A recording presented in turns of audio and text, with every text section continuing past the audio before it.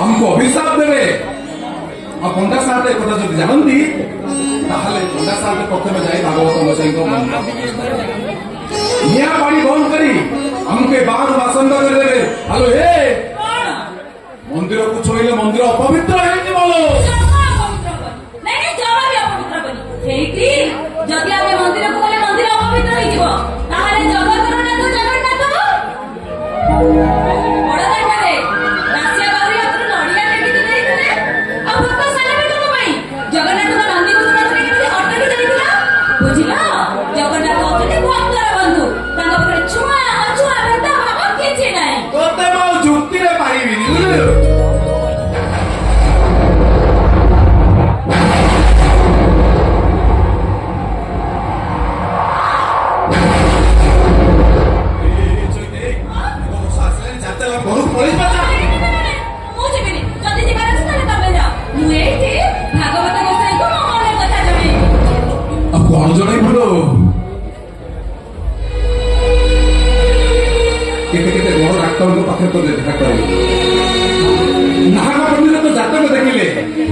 समस्त से गोटे कथा आम बापा माँ डाक शुणी जिते दिन पर्यंत आम गोड़ हाथ चलुव आम पिला बाउंसा व्यवहार कर चल जो दिन आम हाथ गोड़ पड़ चिनुटा चिनुटा आम कांदे बोईदब चिनुटा आमको सेवा कर आम कांदे बोई बसाणी को नहीं तमें सीना विश्वास हेले मोर किंतु भागवत गोसाई भी विश्वास अच्छे मन कहते भागवत गोसाई निश्चय मो डाक शुणी निश्चय मो फल पूर्ण करे जहाँ नहीं करमे ताहा की मिलिबो धरमे औ हेला तोर जदि भागवत गोसाई विश्वास जा देखिबा तो जाई मुंडिया मार देखिबे से भागवत गोसाई तो कथा केमिति सुनुछथि जा जाऊ जा डाकिबी तो भागवत गोसाई को डाकिबी तो जा डाकुन जा ठीक अछि हे प्रभु भागवत गोसाई जदि काया मन बाक्य भक्ति करोति भलो पाउते ताहले तमे मोडा को निश्चय सुनिबो प्रभु तमे मो गोळ मुद्दा निश्चय करिबो एठी करूची दंडवत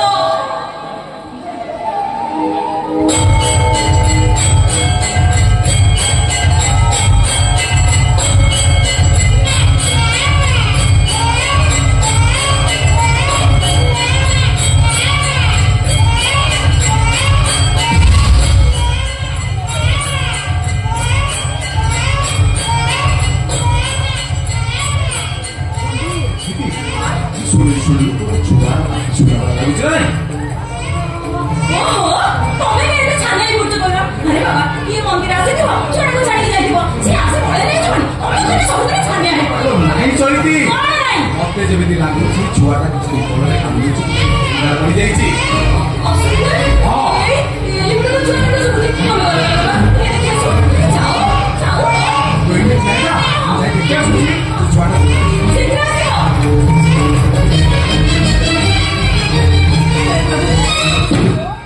तमें मोटा को सुनो प्रभु तमें मो गोळ पूर्ण करि दियो मो तो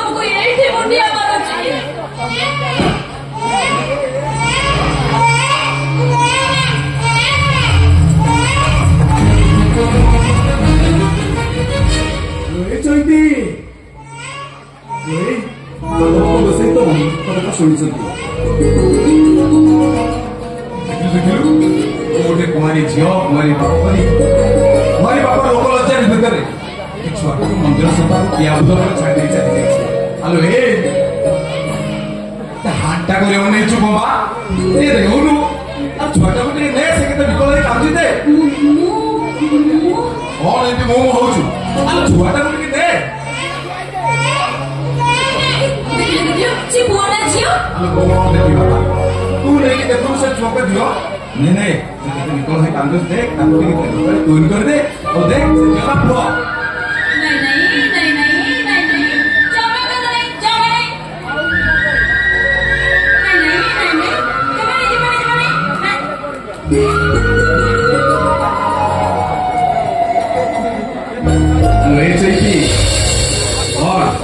ଝିଅ ନା ପୁଅ ଝିଅ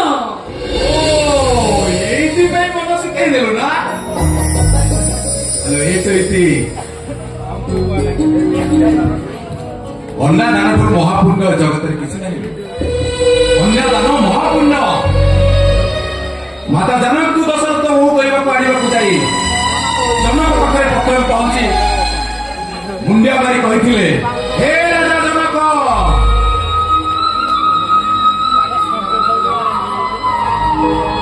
ତମେ କନ୍ୟାଦାନ କରି ମହାପୁଣ୍ୟ ଅର୍ଜନ କରିଛ।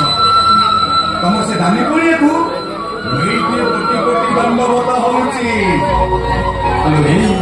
ତୁମ ଅଦ୍ଭୁତ କାହିଁ କରୁଛୁ ଆଉ ଝିଅଟେ ହଉ ତାକୁ ଆମେ କନ୍ୟାଦାନ କରି ମହାପୁଣ୍ୟ ଅର୍ଜନ କରିବା। ଆମ ମରଣ ବେଳେ ଆମ ଦେହରେ ସେ ଗଙ୍ଗା ଜଳ ଛିଞ୍ଚି କୁଣ୍ଡରେ ବି ମହାତ ପାଣି ଦବ ଆଉ ଭଗବତ ଟିକେ ମୁଣ୍ଡ ବସରେ ବସି ପଡ଼ିବ ଆଉ ଯିବ ବେଳେ କହିବ କୃଷ୍ଣ ବୋଲି ଚାଲ ଯିବ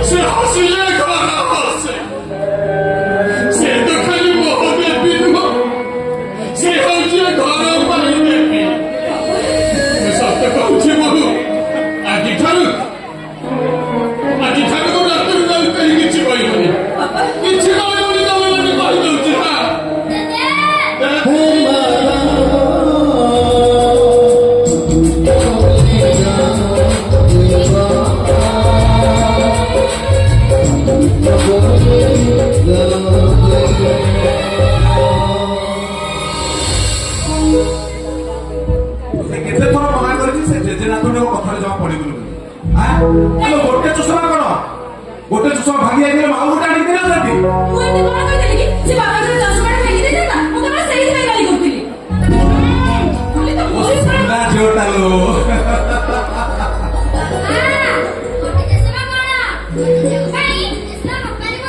ଆରେ ଏଇ ଚଷମା କମ୍ପାନୀ କଣ 5-10 ଟଙ୍କା ହେଇଛି ତୁ ଗୋଟେ କଣ ଏକାଥରେ 5-10 ଟଙ୍କା ବସେଇ ଦବୁ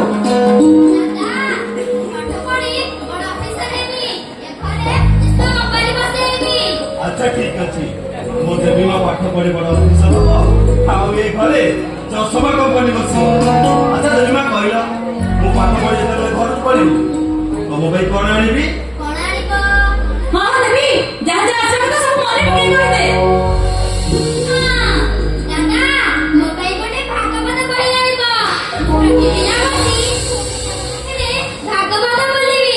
ଆଚ୍ଛା ଠିକ ଅଛି ଆଉ କଣ ଆଣିବି କହିଲୁ ଆଉ କଣ ଆଣିବ ଥାଉ ମାମା ହେଲା ଦାଦାଙ୍କର ଟ୍ରେନ୍ ଟାଇମ୍ ହେଇଗଲାଣି ତମେ ମନ ପକେଇ କହିବ ଦାଦା ତମ କଥା ନିଶ୍ଚୟ ବୁଝି ସବୁ କଥା ଆଣିଦେବେ ହେଲା ଆରେ ଏ ଚିରୁ ଚାଲ ଚାଲ ଟ୍ରେନ୍ ଟାଇମ୍ ହେଇଗଲାଣି ଚାଲ ଚିନୁ ଆଚ୍ଛା ଦେବୀ ମା ମୁଁ ତମ ପାଇଁ ମୋ ମନ ପସନ୍ଦର ଜିନିଷ ଆଣିବି ହେଲା ଠିକ ଅଛି ଚିନୁ ବ୍ୟାଗ ଟିଫିନ ଦେଇ ଦେଇଛି ମନେ କରି ଖାଇବ ଆଉ ଶୁଣ ଜମାରେ ଭୋକରେ ରହିବନି ପେଟ ଭରିକି ଖାଇବ ଆଉ ଗୋଟେ କଣ କହୁଥିଲି ହଁ ତମେ ପହଞ୍ଚିକି ପୁଣି ମନେ କରି ଫୋନ କରିବ ହେଲା ଜମାରେ ଭୁଲିବନି ଆଉ କଣ କହି ଭୁଲି ପାରୁଥିଲି ଆଉ ଗୋଟେ କଣ କହିବି ଆଉ ଗୋଟେ ଆଉ କିଛି କୁହ ନା ଆଉ କିଛି କୁହ ନା ତମର ଆଗକୁ ଯିବା ପାଇଁ ନନା ମନ ପଡିଲନି ଯିବାକୁ ବାହାରିଲା ବେଳକୁ ସବୁ କଥା ମନେ ପଡୁଛି ମୁଁ ଦେଖୁଛି ଆମେ ଦି ଜଣ କଥା ହେଲେ ତମେ ଜମା ବିଷୟ କରିନ ରୁହ ମୁଁ ଭାଗବତ ଗୋସାଇଙ୍କ ପ୍ରସାଦ ଆଣିଛି ଆମେ ଟିକେ ଚିନୁ ହଉ, ଦିଅ। ରୁହ ଦିଅ। ମୁଁ ବେଳେ ବେଳେ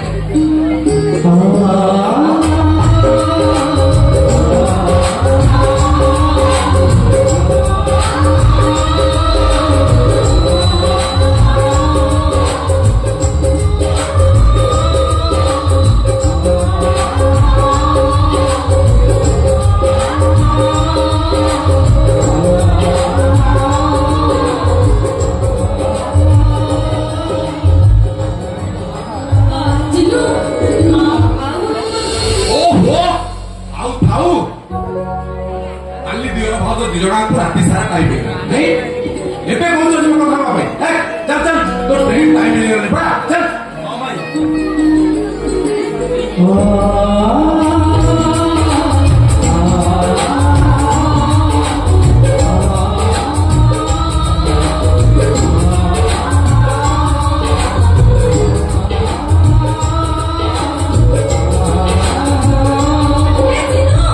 अरे मामा ये देवी बड़ा मुंडिया बाटनी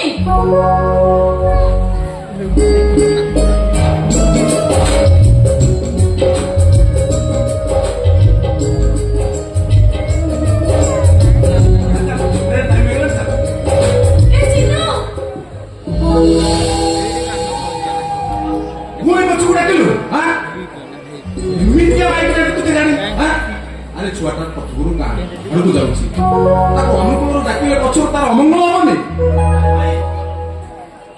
ମା ପଛରୁ ଡାକିଲେ ପୁଅର କେବେ ଅମଙ୍ଗଳ ହୁଏ ତା ଛଡା ଇଏ ଖାଲି ମୋ ନୂଆ ବୋଉ ନୁହଁ। ସେ ହଉଛନ୍ତି ମୋ ମା चिन्नू ତମେ ଦେଖିବ ନବୁ ତମ ଆଶୀର୍ବାଦରୁ ସେ ସହରର ମୁଁ ସବୁଠୁ ବଡ ବ୍ୟକ୍ତି ହେବି।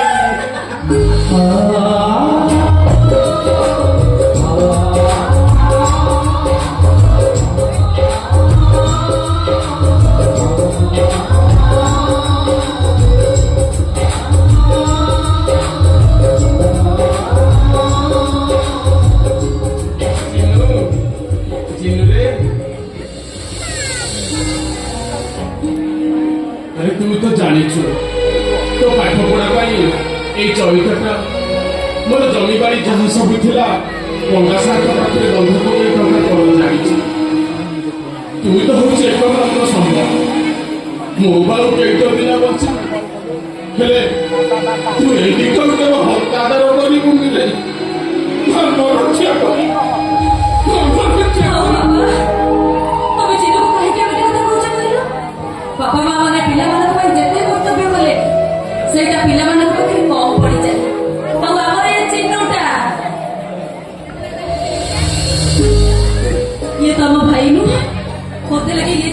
ପୁଅ ବାବା ଆମେ ତାକୁ ଯେତେ ଦିନ କଲେ ବି ସେଇଟା ତାକୁ କମ ପଡିଯିବ ବାବାରେ ଭଲ ପାଠ ପଢିବୁ ମନ ଦେଇ ପରୀକ୍ଷା ଦେବୁ ଆଉ ପରୀକ୍ଷା ଲେଖିଲା ବେଳେ ପ୍ରଥମେ କଲମଟାକୁ ମୁଣ୍ଡରେ ମାରିବୁ ଆଉ ମୁଣ୍ଡରେ ମାରି କରିବୁ ଓମ୍ ନମୋ ଭଗବତେ ବାସୁଦେବାୟ ନମଃ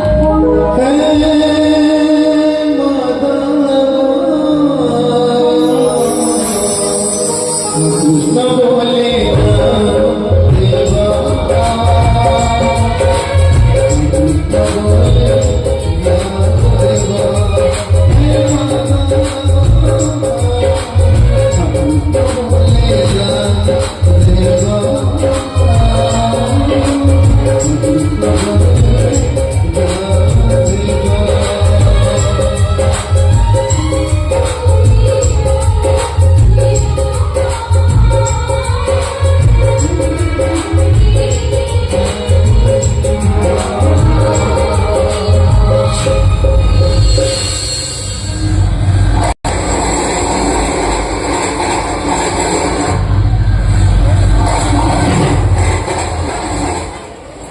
नमय नृसिंह चरण अनादि परम कारण जार आदि मध्य अंते विचार न घटे जगते इंद्रिय अर्थ न जानती सत्य जे नित्य प्रकाशंती आनंदे मने वेद सार ब्राह्मण कला से विचार जार स्वरूप हृदय चेती वेद पुरुष न जानती मृतिका विचार लेमत जल अनंत सृजंत्रित रूप अरूप स्थिति तिनि जहा जगरे अनुमानी स्वभावे नहे जे हेमंत एसाख्य जोगी परमत आत्म प्रकाशे जन्म होई निरते कुहुक बोलई सत्य परम आनंद हरि जहा भाविले भरु धरी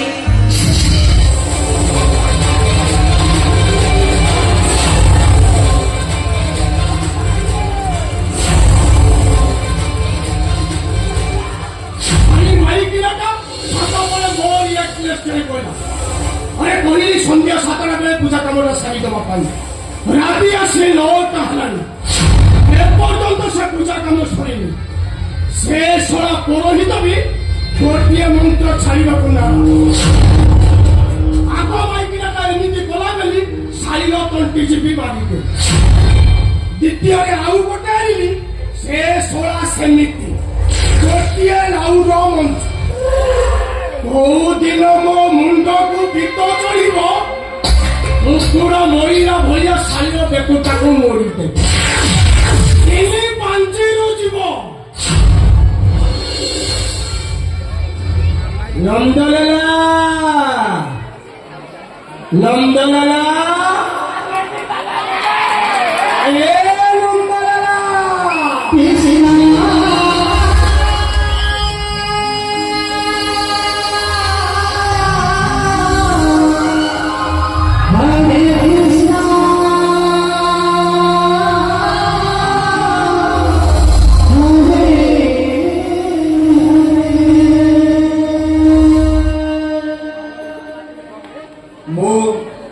नंदलाल तुंडरे हरि हरि बेकरे तुलसी गोबर मथुरा चले मोर ଆଉ ଯିଏ ମତେ ବିରୋଧ କଲା କରିଦେବି ତାର ଚିଆ ଠିକ ନେଇ ଥାଇ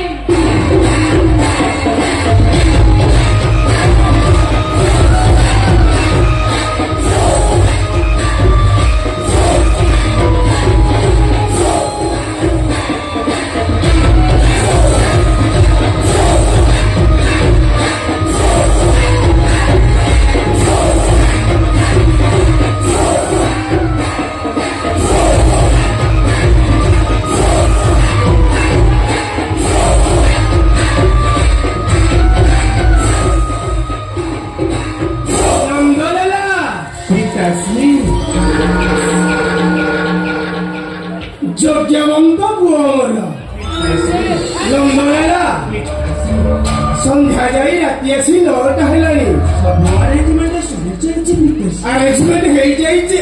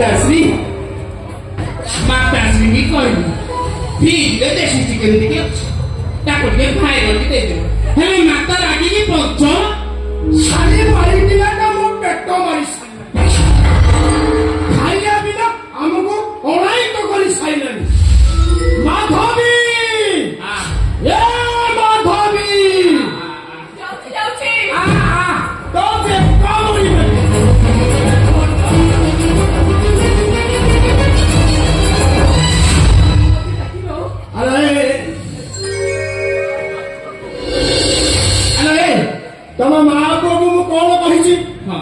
ଯେତେ ଠାକୁରଙ୍କୁ ଡାକୁଛ ଡାକ ଡାକ। ହେଲେ ଆମ ବାପ ପୁଅଙ୍କର ପେଟ ମାରିବନି। ଆଲୋ ତତେ କଣ କରିଥାନ୍ତି ସନ୍ଧ୍ୟା 7ଟା ବେଳେ ପୂଜା ସାରିବା ପାଇଁ ରାତି ଆସି 9ଟା ହେଲାଣି। ଆଲୋ ତୁ ତ ଜାଣିଛୁ ସନ୍ଧ୍ୟା ହେଲେ ଆମ ବାପ ପୁଅଙ୍କର ଟିକେ କ୍ଲାସ ଚାଲେ ବୋଲି। କିନ୍ତୁ ବୁଲିବା ଆଜି ଗୋଟେ ଦିନରେ ମଧୁମାସ ରକ୍ଷା କରି ଚଳିବନି। ଏ ଛୋଟଲି ଛୋଟ ଆଲୋ ଲମ୍ବା କରି ଲିଷ୍ଟ ତାକୁ ଧରେଇ ଦେଲୁ କହିଲୁ କଣ ନା ଆଜି ଭାଗବତ ଗୋସାଇଙ୍କ ପୂଜା ହବ। ଏଇ, ସବୁ ଜିନିଷ ଗୋଟି ଗୋଟି କରି ଆଣିବି ଆଣି ତୋ କାମ ହେଲା କି? ଲାଟି ଆଲୋ ମୋ କାମ ବେଳେ କେତେ ରଙ୍ଗ ଦେଖାଉଛୁ କଣ କରିବି? ଆରେ ଯା ଯା ଯା ଯା ମାଛ କି ଚିକେନ ଟିକେ ଫ୍ରାଏ କରି ଆଣିବୁ ଆଜି ଦେହଟା ଜମା ଭଲ ଲାଗୁନି। ମତେ ବି କାହିଁକି ଆସ୍ତେ ଆରେ ଚାହୁଁନୁ ଆଜି ଏ ଘରେ ଆଇଁଷ ହେଇପାରିବନି। ଭାଗବତ ଗୋଷୀଙ୍କ ପ୍ରସାଦ ଦେଇ ଖାଇବା ଅଛି। ଏ ବାଧବୀ ମାତେ ମାତେ ମାପି ଚୁପି କଥାବାର୍ତ୍ତା କଣ କହୁଛି? ମାତେ ପିତା ସିଂହର ସୁରା ପାନ କରିବାକୁ ଇଚ୍ଛା ହେଲା ତାଙ୍କ ଆତ୍ମାକୁ କଷ୍ଟ ଦିଅନି ମା ଏ ଚୁପ କର। ବାପା ପୁଅ କେହି କାହାକୁ କହୁନାହାନ୍ତି। ଆରେ ମାଧବୀ 5 ବର୍ଷ ପର୍ଯ୍ୟନ୍ତ ପୁଅକୁ କରିବ ପାଳନ 16 ବର୍ଷ ପର୍ଯ୍ୟନ୍ତ ପୁଅକୁ କରିବ ଶାସନ 17 ବର୍ଷ ହେଲେ ପୁତ୍ରେ କରି ନିତ୍ୟ ବଳ ଏ କଥା କହିଛନ୍ତି ମୁନି ଋଷିଗଣ। ପିତାଶ୍ରୀ ନନ୍ଦଲାଲା ନନ୍ଦଲାଲାର ଭାଗବତ ପଦେ ଗଲା ଆରେ କଣ କହିଲା? ସଂସାରେ ଥିପୁ ଯେତେ ଦିନ ହେ ଗୋବିନ୍ଦ ଖୋଜିବୁ ଆମେ ନିକାଶନ ହେ ଗୋବିନ୍ଦ ବିକିତାଇ ପୁସ୍ତକ ଧନ ହେ ଗୋବିନ୍ଦ ମୋର ଧନରେ ସବୁ ମନ ହେ ଗୋବିନ୍ଦ ତେଣୁ କରିବ ପାଠ ଧନ ହେ ଗୋବିନ୍ଦ ଗୋବିନ୍ଦ ଗୋବିନ୍ଦ ଗୋବିନ୍ଦ ମଧୁବରୁଚି ମୋ କରନ୍ଦ ହରି ତୁଳସୀ ମାଳ ପକେଇ ମଧୁମାସ କରୁଛୁ। ମୋ ସୁନା ପଡେ ପରା ଚିନ୍ତା ଚୈତନ୍ୟ କାଟି ମଧୁମାସ ଖାଆନି ତୋ କାନ୍ଧରେ ଧର୍ମ ଲାଗିବ। ଆଲେ ସେ ଧର୍ମ ବାଣୀ ଆଉ କହନା ଆମେ ଢେର ଧର୍ମ କରିଛି। କି ଧର୍ମ କରୁଛ ତମେ? କି ଧର୍ମ କରୁଛ? ଗରିବ ମାନଙ୍କୁ ତଣ୍ଟି ଚିପି ସୁଧ ଆଦାୟ କରୁଛ। ଆଉ ଭାଗବତ ଗୋସାଇ ମନ୍ଦିରରେ ବସି ବାପ ପୁଅ ସାଙ୍ଗ ହେଇ ମଦ ଖାଉଛ। ଏଇ ବ୍ରାହ୍ମଣ ହେଇ ଚଣ୍ଡାଳ କାମ କରୁଛ। ଆଉ ତମେ ହଉଛ ଗୋଟେ ଧର୍ମ ଛଡା। କଣ କହିଲୁ? ମୁଁ ଧର୍ମ ଛଡା? ଆଲେ ତମ ମା ପୁଅ କାଳ ପଇସା ୱେଷ୍ଟ କରୁଛ। ଆରେ ଏ ଦାମୀ କଟନ ଲୁଗା ପିନ୍ଧୁଛ ମୋ ପୁଣି ମତେ ଧର୍ମ ଛଡା କହୁଛ? ଆରେ ଯା ଯା ଯା ଯା ଯା ମାଛ କି ଚିକେନ ଟିକେ ଫ୍ରାଏ କରି ଆଣିବୁ। ଆରେ ଚାଉଳ ନା ଅତି ମାରୁ ମାରୁ ମାରିଦେଲେ ବି ଆଜି ଏ ଘରେ ଆଇଁଷ ହେଇପାରିବନି। କହିଲି ମାନେ ଏ ଘରେ ଆଜି ମୁଁ ଆଇଁଷ କରିବିନି ମାନେ ମାଧବୀ ମାଧବୀ ମୋ ମୁହ ଉପରେ ଚପା ଏ କେଶବ ମୂଳ ପଡ଼ିଯାଉ ମୁହ ଉପରେ ଚପା ଛାଡ଼ିଲି ଛାଡ଼ି ମାଇକିନାକୁ ଛାଡ଼ି ଆଜି ମୁଁ ତାକୁ ଜିଅନ୍ତା ଭାଇ। ପିତାଶ୍ରୀ ମାତେ ମରିଯିବେ ଯେ ମାତାଙ୍କର ପୁଣ୍ୟ ବଳେ ତମେ କରିବ ଭବ ଆଜି ବିନା ନିରାମିଷ ରାଜସ୍ତରରୁ ଆଣିଛି ଚଳେଇ ଦବା ଚାଲିକି ଆଇଁଷ ଦେଖିବା। ଗୋବିନ୍ଦ ଗୋବିନ୍ଦ ଗୋବିନ୍ଦ ମଧୁବରୁଚି ମୋ କରନ୍ଦ ସେବା କରନ୍ଦ ପାଳନ କରି ଫେରେ ଚଳିଲେ ଭଜନାରୀ।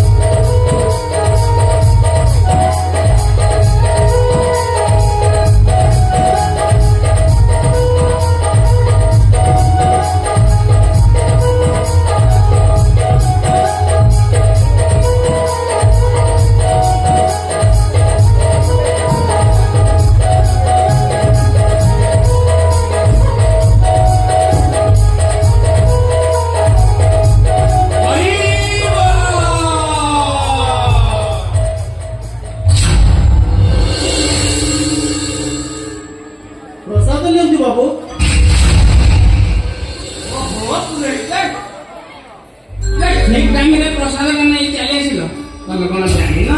ମଦ ସାଥିରେ ମହାପ୍ରସାଦର ମହାପ୍ରଭୁଙ୍କ ଭୋଗ ଖାଇଲେ ଘୋର ପାପ ହୁଏ।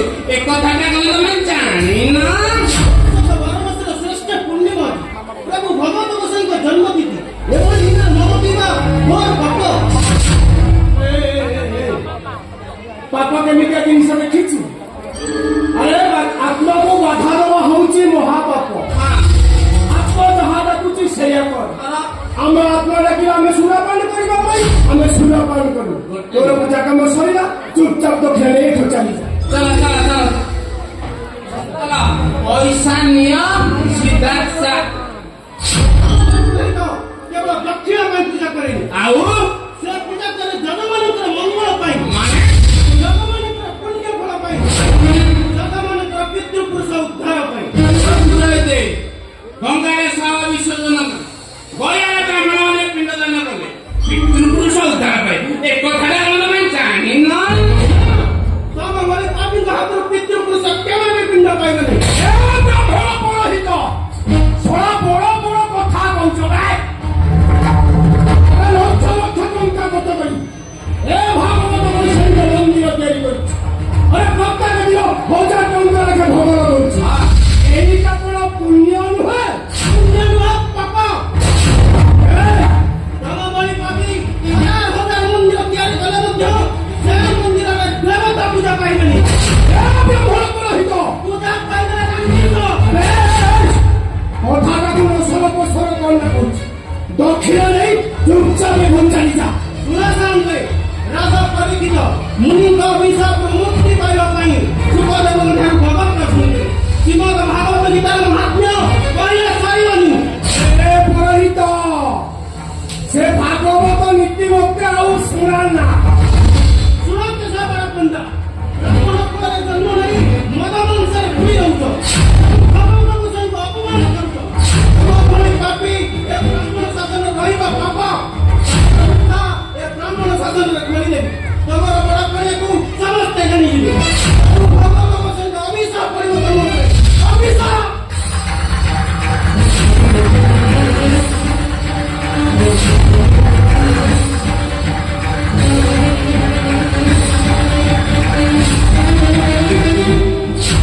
ମୋ ପିତା ମୋ ପାଇଁ ବୈକୁଣ୍ଠ, ମୋ ପିତା ମୋ ପାଇଁ ସ୍ୱର୍ଗ ଠାରୁ ବଡ଼। ମୋ ପିତାଙ୍କ ପାଦ ତଳ 4 ଧାମର ତୀର୍ଥସ୍ଥଳ। ମୁଁ ଶଳାଟା ମୋ ପିତାଙ୍କୁ ଅପମାନ କରିବୁ? ଏବେ ତୁ ମୁଁ ନନ୍ଦଲାଲ ତୁଣ୍ଡରେ ହରିହରି ବେକରେ ତୁଳସୀ ମାলা ଗୋପରୁ ମଥୁରା ଚାଲେ ମୋରି ଲୀଳା। ଆଉ ଯିଏ ମତେ ବିରୋଧ କଲା କରିଦେବି ତାର ଠିଆ ପାଲା। ଏମିତି ନାଇଁ ନା ଖାଇ କେତେ କରେ ଖାଇବ।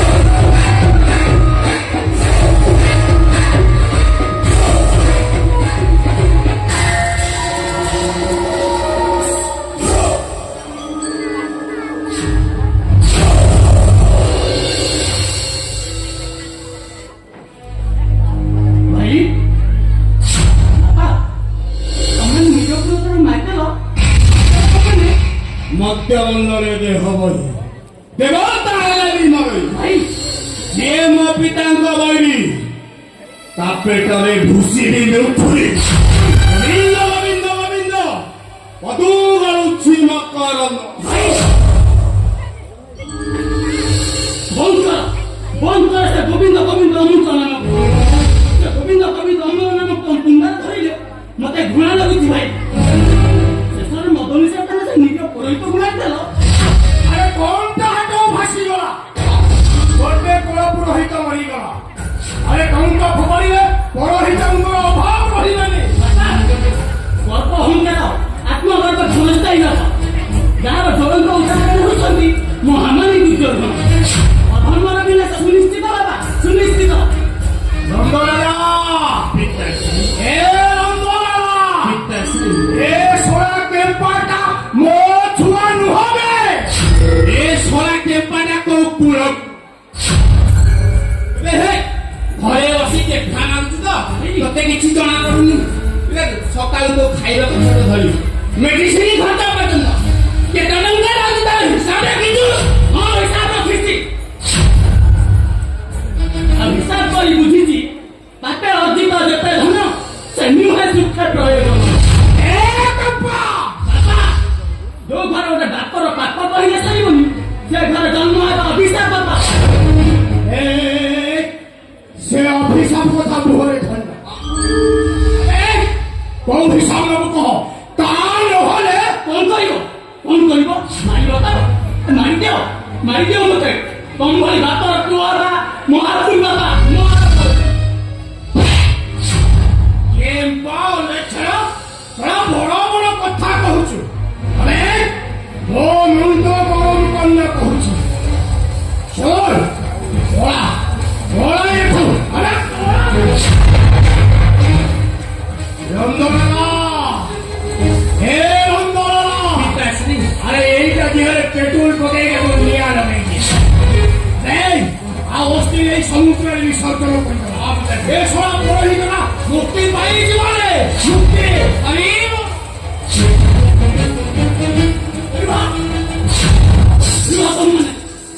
ସମ୍ମାନ ପରିଚୟ ଦେବି ସମ୍ମାନ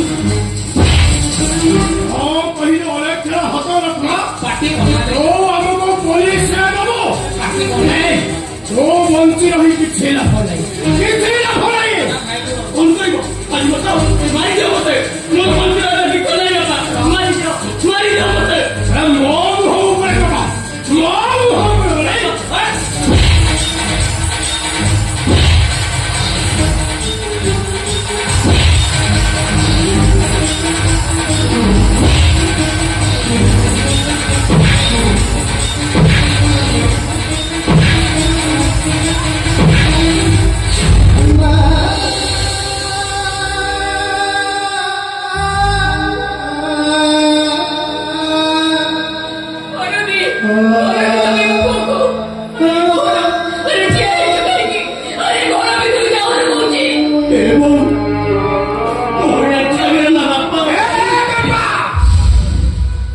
ମାତାଶ୍ରୀ ତୋ କେମ୍ପା ପୁଅ ମୁହଁରେ ଲଗାନ୍ତି ମାନେ କୋଉ ଦିନ ମୁଣ୍ଡକୁ ପିତ ଚଢିବ ତ ଗଣ୍ଡିରୁ ମୁଣ୍ଡଟା ଅଲଗା କରିଦେବି ତମମାନଙ୍କୁ ଧର୍ମ ସହିବନି ଭାଇ ତମମାନଙ୍କୁ ଧର୍ମ ସହିବନି ଅନେକ ପାଟିଟା ଚୁପ କରି ପାଠୁ ଦେଖ ମୁଁ ତମକୁ କହୁଛି ମୋର କାହାକୁ କିଛି ବି କହିବନି ତମେ ନିଲାସକୁ ପୋଡ଼ିଦିଅ ନନ୍ଦଲାଲା ପିତାଶ୍ରୀ ଏ ନନ୍ଦଲାଲା ପିତାଶ୍ରୀ ଆରେ ମୁଁ ଚାହିଁଥିଲି ଏ ମାଇକିଲିଆଟା ମୋର ନୁହେଁ ବୋଲି ହେଲେ ଆଜି ଜାଣିବି ଏ ମାଇକିଲିଆଟା ଗୋଟା ବଳେ ମୋର ଏ ନନ୍ଦଲାଲା ଆରେ ଚାଲ ଲାଷ୍ଟକୁ ଉଠେଇବା ଚାଲ ପିତାଶ୍ରୀ ନନ୍ଦଲାଲା ନନ୍ଦଲାଲାର ଭାଗବତ ମତେ କହିଲେ ଆରେ କଣ କହିଲା ହରିର କତଲେ ପେ ଅଛନ୍ତି ଗୋବିନ୍ଦ ସେମାନେ ନରକେ ପଡ଼ନ୍ତି ହେ ଗୋବିନ୍ଦ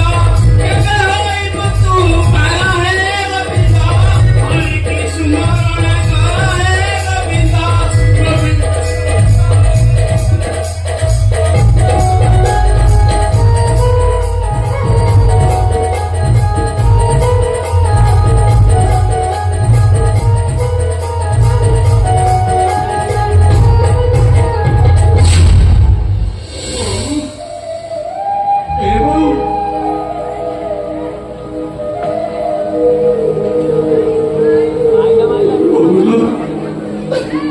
ଦେଖି ମୁଁ ସହିପାରୁନି ଲୋ ବୋଉ।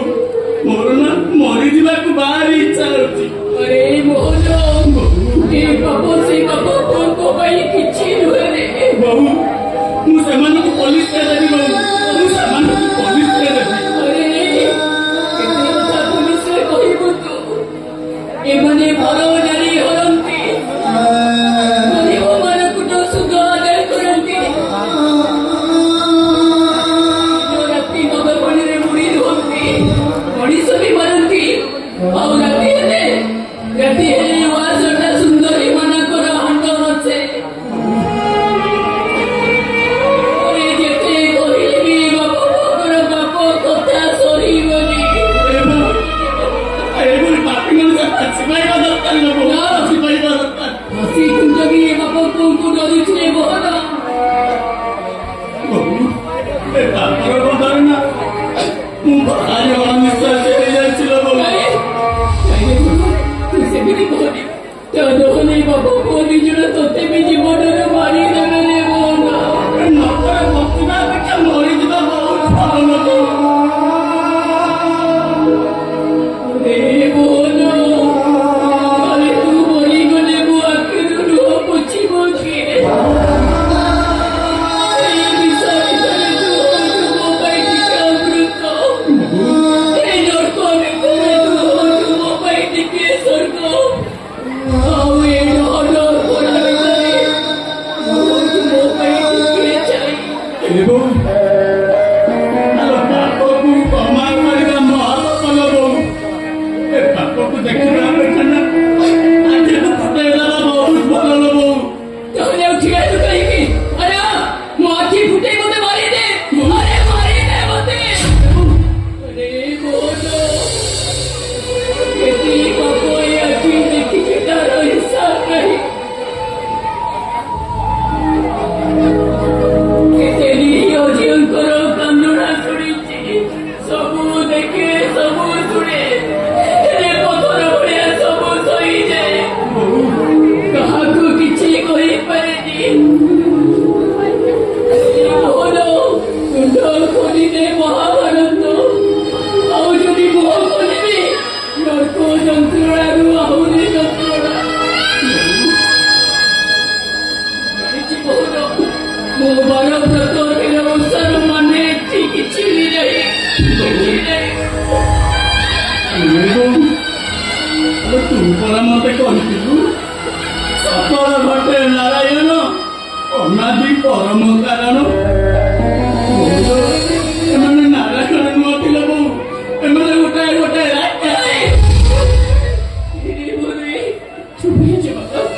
ଆମର କାହାକୁ କିଛି କହିବା ଦରକାର ନାହିଁ ଆମେ ମା ପୁଅ ଦି ଜଣ ସବୁ ଦୁଃଖ କଷ୍ଟ ସହିବା ଆଉ ଦିନ ସହି ନ ପାରିବା ଭାଗବତ ଗୋସାଇକୁ ରହିରେ ବସେଇ ଦେଇ ଆମେ ଆତ୍ମହତ୍ୟା କରିଦେବା ତୁ ସେମିତି କଥା କହନା। ଆଉ ତୁ ପରା ମତେ କହିଥିଲୁ ଗୀତା ଆମ ପାଇଁ ସକଳ ତୀର୍ଥ ଆଉ ଭାଗବତ ପରା ଆମ ପାଇଁ ମୁକ୍ତି ମଣ୍ଡପ। ମୁଁ ତତେ କଥା ଦଉଛି ଲୋ ବୋଉ। ମୁଁ ତତେ କଥା ଦଉଛି ଯେତେ ଦିନ ଯାଏ ଗୀତା ଭାଗବତ ଥିବ ସେତେ ଦିନ ଯାଏ ମୁଁ ଚୁପ୍ ରହିବି ଲୋ ବୋଉ। ମୁଁ ଚୁପ୍ ରହିବି। ମୋହନ ବୋଉ ସେଇଦିନ ମୁହ ଖୋଲିବୁ ଯୋଉଦିନ ମୋ ମୁହଁରେ ତୁମେ ପାଣି ଦେଇ ସେ ଭାଗବତରୁ ପଦେ ଗାଇବୁ ଆଉ କହିବୁ ଆକୃଷ୍ଟ ବନି ଯାଉ ଯିବ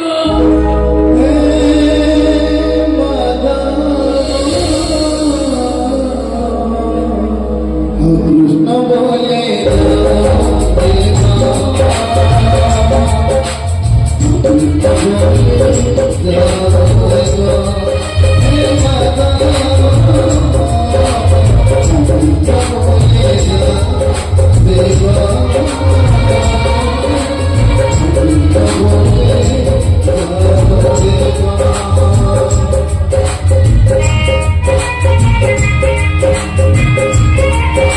Thank you.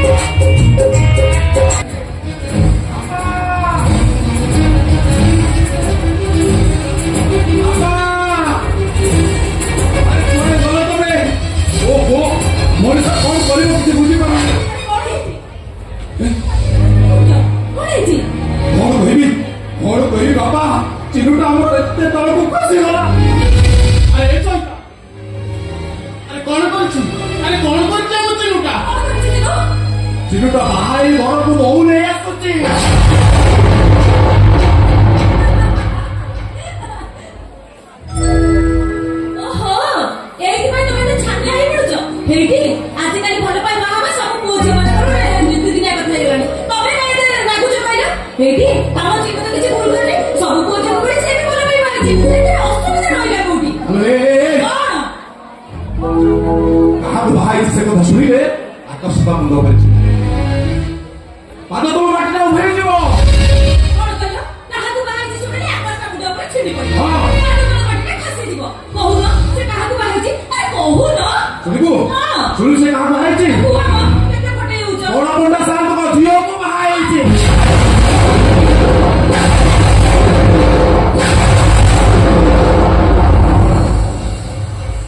ସାଉତକୁ ଛ- ଏ ଚଳିତା ଆରେ ଚଳିତା ତାକୁ ସେ ତାଙ୍କ ପିଠାରୁ ଦୂର କରିଦେବୁ। ଆରେ ନା ସେ ଯେମିତି ଘର ଭିତରକୁ ପଶି ନ ପାରେ। ଆରେ ଯାହା ଚଳିତା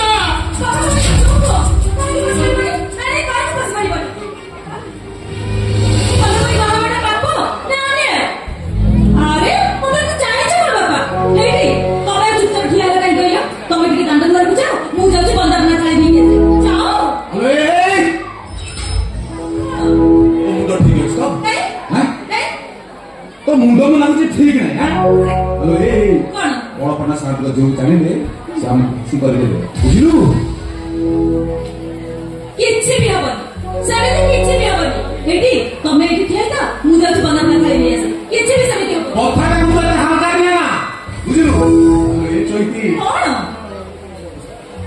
ऊपर ଜାଣିଲୁ ଆମେ ପୁରା ଅଛତ୍ୟ ଅଛୁଆ ଆମକୁ ଦିଅ ବୁଝିବା ମନା ଭାଗବତ ରୋଷେଇ କରୁଛୁ ମନ୍ଦିର ବୁଝିବା ମନା। ତୁ ଏମିତି କହି କେମିତି ହାଲକା ରହୁଛୁ?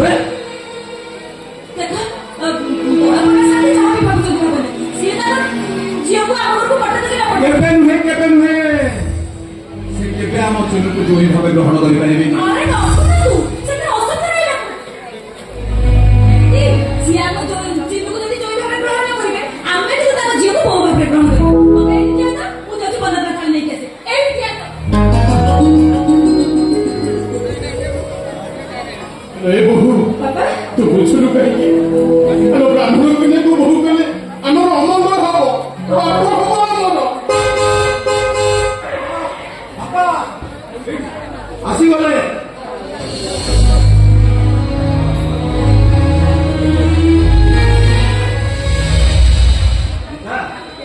ବାପା ଭାଇ ନୂଆବୁ ଯାଅ ପ୍ରଣାମ କର ଯାଅ। ଏ ବାବା ତୁମେ ଚିଲୁକୁ ପ୍ରେମ ବିବାହ କରିଛ, ଆମକୁ ପ୍ରଣାମ କରିବା ପୂର୍ବରୁ ତମେ କହ ଏ କଥା କଣ ତମ ବାପାଙ୍କୁ ପଚାରିଥିଲ? ଏ ମା ତମେ ଆମ ଜାତି ବିଷୟରେ ଜାଣିବି ତମେ ଚିଲୁକୁ ବିବାହ ହେଲ କେମିତି? ପ୍ରେମରେ ଜାତି ନଥାଏ। ଏ ମା ତୁ ଏ ଗୋଛାଟ ଘରର ବୋହୂ ହେଲେ ତୋ ପାଇଁ ତ ବାପ ଘର ସବୁଦିନ ପାଇଁ ବନ୍ଦ ହେଇଯିବ। ଝିଅ ପାଇଁ ବାପାଙ୍କର 2.5 ଦିନର ସମ୍ପର୍କ, ସେ ସମ୍ପର୍କ ମାନେ କିଛି ନଥାଏ। ଏ ମା ଏ ଘରେ ପାଦ ଦେଲେ ତମେ ପ୍ରତ୍ୟେକ ଦିନ କୁଲା ବାଉଁଶ ଧରି ଗାଁ ଦାଣ୍ଡରେ ବୁଲି ବୁଲି ବିକିବାକୁ ପଡେ। ପ୍ରତ୍ୟେକ ପୁଣ୍ୟ ତିଥିରେ ଏ ବାର ଦୁଆର ବୁଲି ପିଠାପଣା ମାଗି ଆଣିବାକୁ ପଡିବ। ସୀତା ପରି ପଞ୍ଚପୀଠର ଦୁଃଖକୁ ମୁଁ ହସି ହସି ଗ୍ରହଣ କରିଦେବି। ମୋ ଶାଶୁଘର ମୋ ପାଇଁ ବୈକୁଣ୍ଠପୁର। ଏ ମା ତୁ ବୁଝୁନୁ କାହିଁକି? ତୁ ଏ ଘରେ ପାଦ ଦେଲେ ତମେ ହେଇଯିବ ଏ ଗୋଚ୍ଛାଳିତ ଘରର କୁଳବୋହୂ।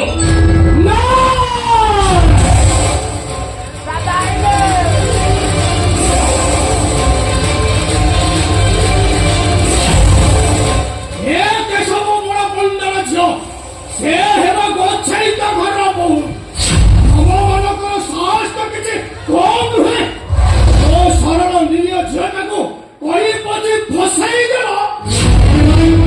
ନାଇଁ ଶାନ୍ତେ ବାପା ଚିଲୁମାଙ୍କୁ ସବୁ କଥା ପଚାରିଲେ। ସେ ତ ପରସ୍ପର ଭଲ ପାଇ ବାହା ହେଇଛନ୍ତି, କିନ୍ତୁ ଚିଲୁମା ବାପାଙ୍କର ସବୁ କଥାରେ ରାଜି। ସିଏ ରାଜି ହେଲା ନା ତମେ ମାନେ ତାକୁ ଜୋର ଜବରଦସ୍ତି କରି ରାଜି କରେଇଛ? ନାଇଁ ନାଇଁ ସତେ ଆମେ କେହି ତାକୁ ବାଧ୍ୟ କରିନୁ, କେହି ବାଧ୍ୟ କରିନୁ ତାକୁ। କଣ ଅଛି କି ରେ ତମର?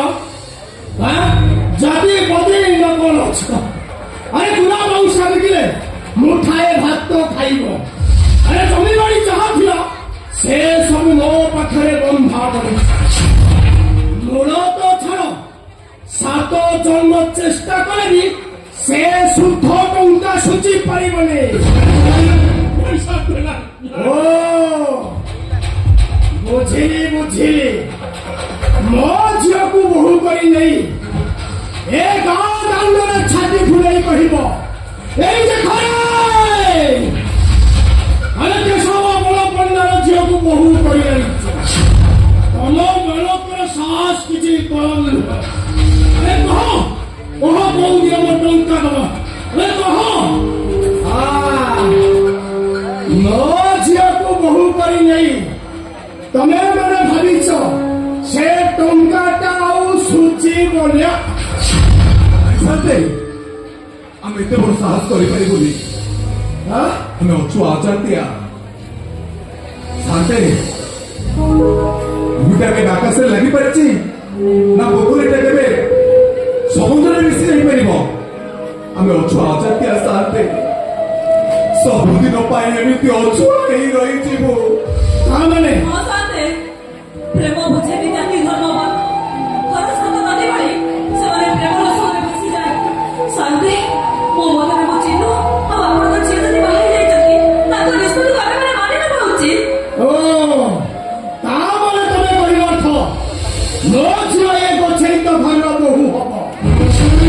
ଆରେ କୁଲ ମାଉସୀର ମୁଣ୍ଡରେ ମୁଣ୍ଡେଇ ଗାଁ ଗାଁ ବୁଲି ବିକେଇବ। ଆରେ ମୁଣ୍ଡେଇ ପର୍ବରେ କାଲି ବଦି ପିଠା ବାଗିବ ପିଠା। ଆଉ ତୋର ଏଇ ଅପରିଷ୍କାର ଗୁଣରେ ତେଲ ମାଲିସ କରିବ ତେଲ।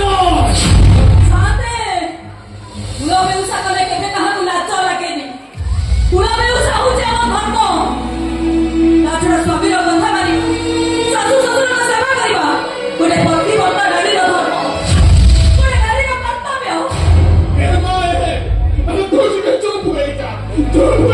କାହିଁକି ଚୁପ୍ ହେଇଯିବି? କଣ ପାଇଁ ଚୁପ୍ ହେଇଯିବି ବାପା? ଆମେ ଅଛୁ ଆଚାର୍ଯ୍ୟ ବୋଲି ଆମର କଣ ମାନ ଇଜ୍ଜତ କିଛି ନାହିଁ। ତମର ମାନ ଇଜ୍ଜତ ଅଛି। ଏ କେଶବ ବଳ ପଣ୍ଡାର ମାନ ଇଜ୍ଜତ ନାହିଁ। ଏ କେଶବ ବଳ ପଣ୍ଡାର ଝିଅକୁ ବୋହୂ କରି ନେଇ ତା ଇଜ୍ଜତ ଏ ଗାଁ ଦାଣ୍ଡରେ ଫାଳ ଫାଳ ହୋଇ ଉଡ଼ିବ। ଇଚ୍ଛା ହଉଛି କଣ ଜାଣିଛ? ତମ ମାନଙ୍କ ଦେହରେ ପେଟୁଲୁ ପକାଇ ନିଆଁ ଲଗାଇ ଦେବାକୁ ନିଆଁ। ମୁଁ କେବଳ ତୋରି ମୁହଁ ଦେଖିବାକୁ ଚାହେଁ। ଆରେ ଗୀତା ଆରେ କହ ଗୀତା ଆରେ ମୋ ଝିଅ ଭାଇ ଏ ଘରୁ ବାହାରି ଯିବୁ ନା ଏ ରୀନା ଗୋଛାଇଙ୍କର ବୋହୂ ଭାଇ ଏ ଘର ଭିତରେ ରହିବ? ଆରେ କହ କହୁଛି କହ। କୁହ ଚିନ୍ମୟ, ଏ ଜଟିଳ ସମସ୍ୟା ଭିତରେ ମୁଁ କି ନିଷ୍ପତ୍ତି ନେବି? ବାପାଙ୍କୁ ହାତ ଧରି ଏ ଘର ଛାଡ଼ି ଚାଲିଯିବି ନା ଏ ଘରର ବୋହୂ ହେଇ ରହିବି? କୁହ ଚିନ୍ମୟ, କୁହ। ତମେ ତମ ବାପାଙ୍କ ସହିତ ଚାଲିଯାଅ। ବାଃ ଚିନ୍ମୟ ବାଃ, ଏତେ ଶୀଘ୍ର ତମେ ତମ ନିଷ୍ପତ୍ତି ଜଣାଇଦେଲ। ଆରେ ତମେ ଏ ଘର ବୋହୂ ହେଲେ ତମର ଜାତି ଚାଲିଯିବ, ତମ ମାନ ସମ୍ମାନ ନିଲାମ ହେଇଯିବ।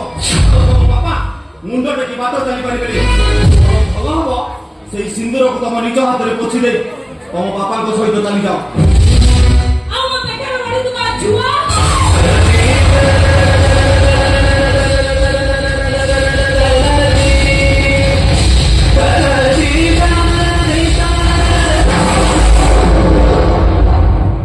କଣ କହିଲୁ?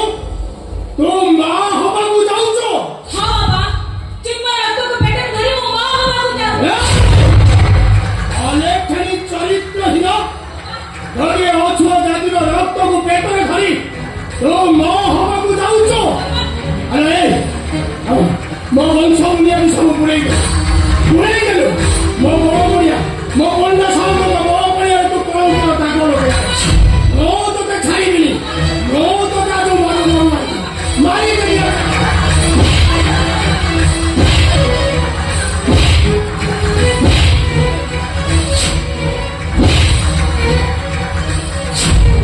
ଜାଣିଛନ୍ତି ନାହିଁ ଗୀତା ଭାଗକୁ ମାରନ୍ତୁନି। ଗୀତା ଭାଗରେ କିଛି ଦୋଷ ନାହିଁ, ସବୁ ଦୋଷ ମୋ ପୁଅର। ମୋ ପୁଅର ସବୁ ଦୋଷ। କୁହ ଚିନ୍ମୟ, ତମେ କଣ କହିବି? କୁହ ଚିନ୍ମୟ, କୁହ। ସେଇଟାକୁ ତମେ ଆବର୍ଷଣ କରିଦିଅ। କଣ କହିଲୁ? ବାବାଙ୍କ ଛୁଆଟାକୁ ଆବଶ୍ୟକ କଥା କହୁଛୁ? ଏହି ମା ନିମ ଖରାପ ଗୋଟେ ଝିଅର ଜୀବନ ନଷ୍ଟ କରିବା ପରେ ଆଉ ଗୋଟେ ଝିଅକୁ ପୁଣି ନଷ୍ଟ କରିବା କହୁଛୁ? ମାରିଦେବି ତତେ, ମାରିଦେବି ତତେ।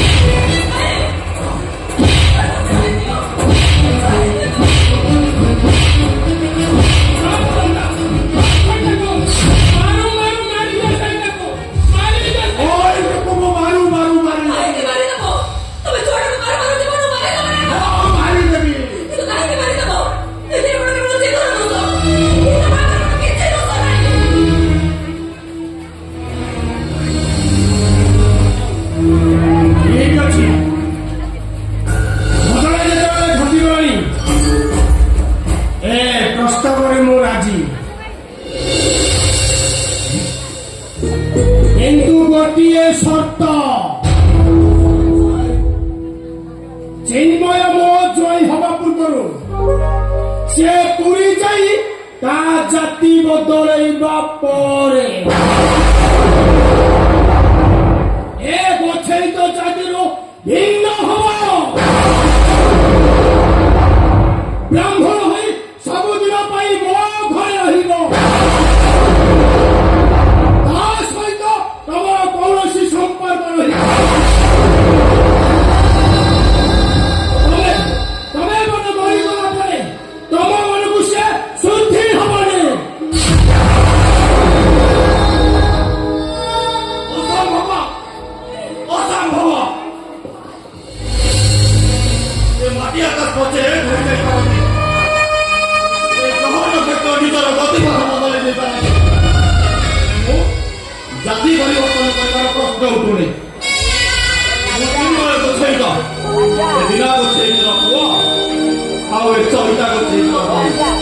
ମୋ ଜାତି ମୋ ପାଇଁ ମହାନ। ଆଉ ମୋ ନୂଆ ବୋଉ ମୋ ପାଇଁ ଦେବୀ। ସେମାନଙ୍କୁ ଛାଡ଼ିଦେଲେ ମୋର କାହା ସହିତ କିଛି ସମ୍ପର୍କ ନାହିଁ, କିଛି ବି ସମ୍ପର୍କ ନାହିଁ। ମୋ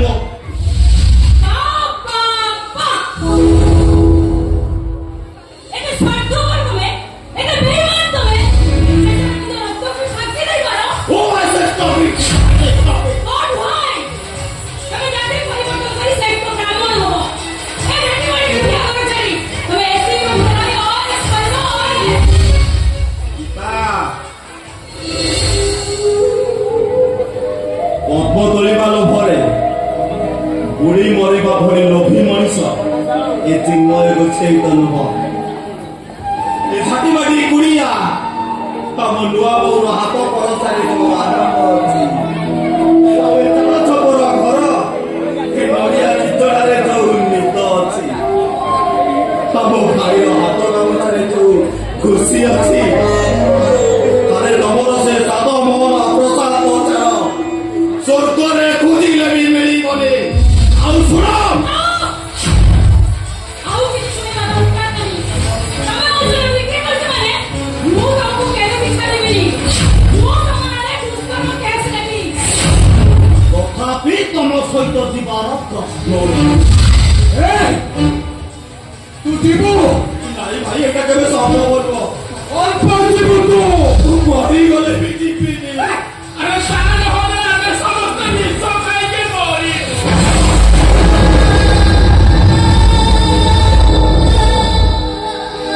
ବାପା, ଏଥିରେ ମୋର କିଛି ଭୁଲ ନାହିଁ, କିଛି ଭୁଲ ନାହିଁ, ମୋର କିଛି ଭୁଲ ନାହିଁ।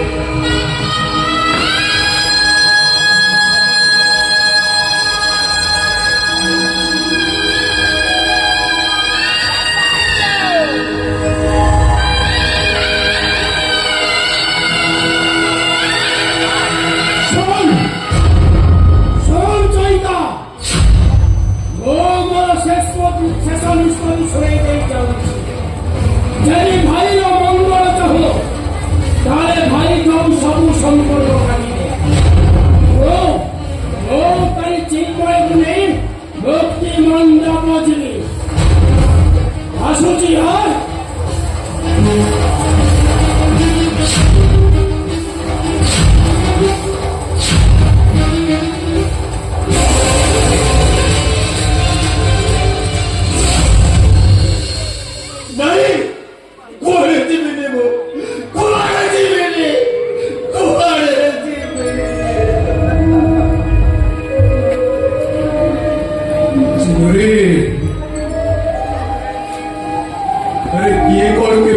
ଛାତିର କଲିଜାକୁ ଅଲଗା କରିଦେଇପାରେ।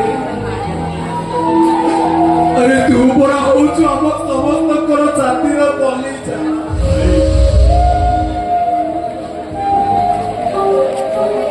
ଭାଗବତରେ କଣ ଲେଖା ଅଛି ଜାଣିଛୁ? ମତ୍ୟ ଅମଣ୍ଡ ଏ ଦେହ ବହି ଦେବତା ହେଲେ ବି ମରଇ। ଏଇଠିରୁ ଦଶରଥ ନିଜ କାମ ଫଳ ପାଇ ପ୍ରଭୁ ରାମଚନ୍ଦ୍ର 14 ବର୍ଷ ବନବାସ ଯାଇଥିଲେ।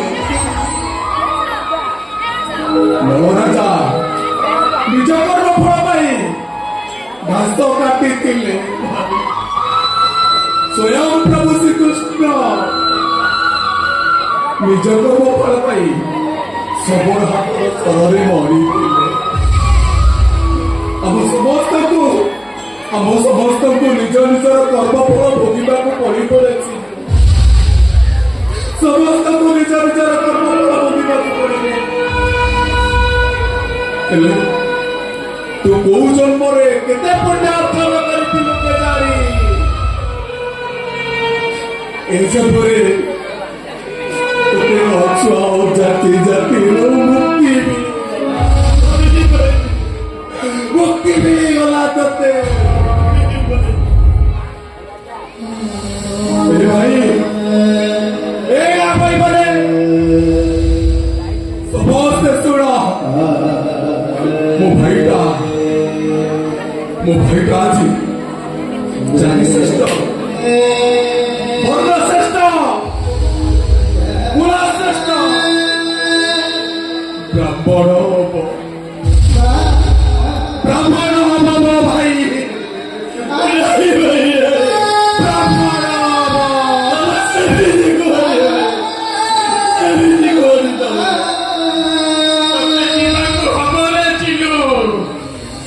এই গীতা মতে মতে জেল জরিমানা ফাঁসি ଦେଇଦିଅ। ହେଲେ ମୋ ପରିବାରଠାରୁ ତମେ ଅଲଗା କର। ଅଲଗା କର। ଏ ଚିନୁ, ତୁ ଯିବୁ, ତତେ ଯିବାକୁ ହବ ରେ ଚିନୁ।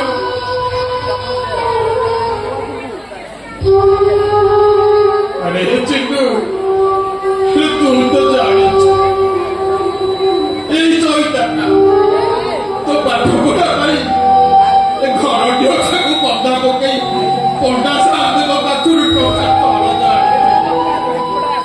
ଏ ଟଙ୍କା କରଜ ଶୁଝି ନ ପାରିଲେ ପଣ୍ଡା ସାହେବ ଘରଟାକୁ ନେଇଯିବେ। ତାହେଲେ ତୋରେ ଭାଇ ନୂଆ ବୋହୁ ଖଟି ଖଟି ତାଙ୍କ କରଜ ଶୁଝି ଚିନୁ, କେତେ ଆଶା କରିଥିଲୁ ରେ ତୁ ଉପରେ, କେତେ ଆଶା କରିଥିଲୁ ଆମେ।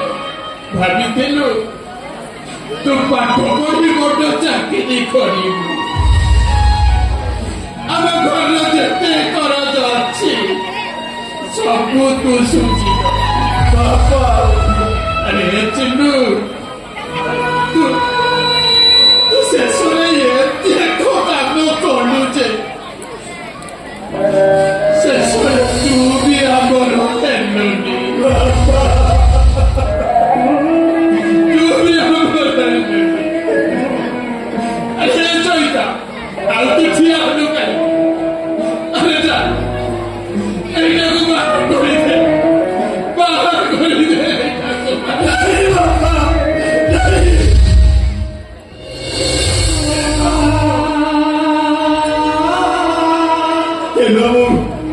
মধ্যে জেল জরিমানা ফাঁসি মোর ভয় নাই।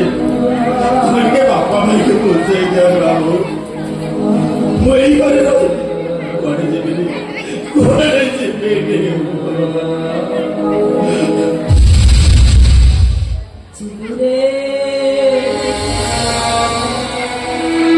ଆଜିଠାରୁ ଆଉ ତୋ ପାଇଁ ହାଣ୍ଡିରେ ଚାଉଳ ପଡ଼ିବନି। ନୂଆ ବୋହୁ କହି କେହି ଆଉ ମୋ ପଡ଼ତ କାନରେ ମୁହଁ ପୋଛିବେନି। କେହି କହିବେନି ଏ ନୂଆ ବୋହୁ ପଡ଼ିଟା ଚୋରି ଦେବେ।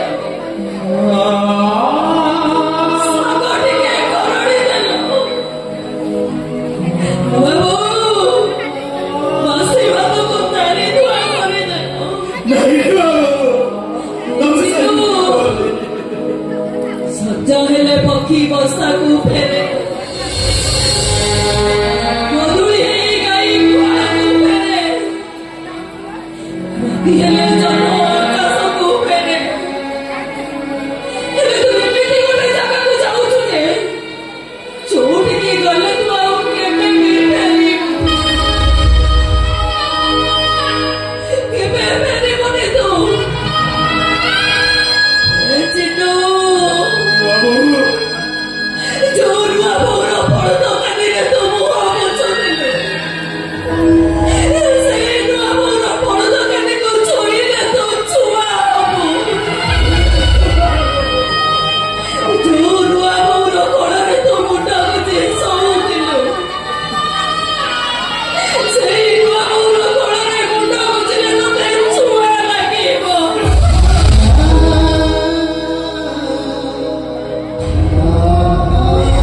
ଚାଲେ ତୁ ଛୋଟରୁ ବଡ ହେଇଛୁ ସେଇ ମନରେ ପାଦ ଦେଲେ ତୋ ଛାତି ଚାଲିଯିବ ତତେ ଯାଇ ଗଙ୍ଗା ସ୍ନାନ କରିବାକୁ ପଡିବ ରେ ଚିନୁ ତତେ ଯାଇ ଗଙ୍ଗା ସ୍ନାନ କରିବାକୁ ପଡିବ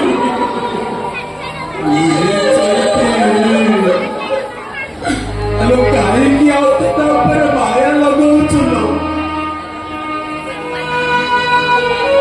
ଏ ଝିଅଟା ଯଦି ଆମର ଝିଅ ହେଇଥାନ୍ତା ତୁ କଣ ତାକୁ ଶାଶୁ ଘରକୁ ପଠେଇ ନଥାନ୍ତୁ ଭାବିଲେ ଏ ଚିନ୍ତା ଆମ ପାଇଁ ଗୋଟେ ଝିଅ ଥିଲା ତାକୁ ତୁ ଶାଶୁ ଘରକୁ ପଠେଇ ଦେଲୁ ପଠେଇ ଦେ ତାକୁ ଶାଶୁ ଘରକୁ